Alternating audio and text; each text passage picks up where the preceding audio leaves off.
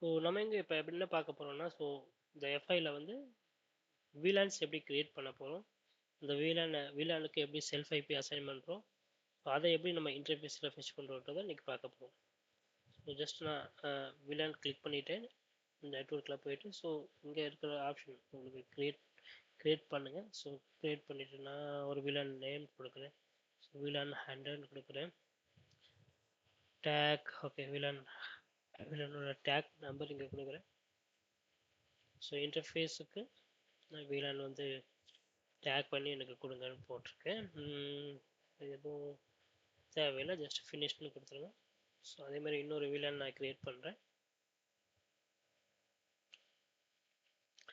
அது VLANக்கு நான் 200 கொடுக்குறேன். ஸோ டேக்கோட value 200 and tagging just finished. Okay, இப்போ வந்து செல்ஃப் ஐபி வந்து நம்ம கிரியேட் பண்ண போகிறோம். ஸோ செல்ஃப் ஐபி கிரியேட், நான் இன்டர்னலுக்கு ஒரு செல்ஃப் ஐபி போட்டு கிரியேட் பண்ணுறேன். ஸோ இன்டர்னலுக்கு என்ன போட்டு எனக்கு டென்டர்ஸ் என்னோட இன்டர்னலோட ஐபி அட்ரஸ் போடுறேன். தென் சப்டேட் மாஸ்க் அண்ட் நான் இதுக்கு வந்து VLAN 100 செட் பண்ணுறேன். போர்ட் அலோ பை டிஃபால்ட்டாக நான் கொடுக்குறேன். ஜஸ்ட் ஃபினிஷ் பண்ணுறேன். ஓகே,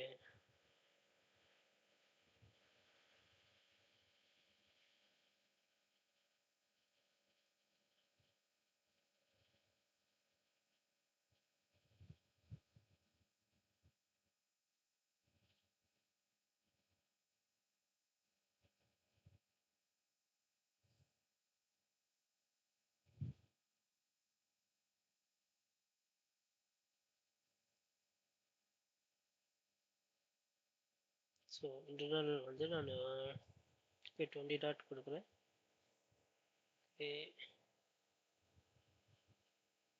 அண்ட் எக்ஸ்டர்னல் நான் ஒன்று க்ரியேட் பண்ணுறேன். External okay, external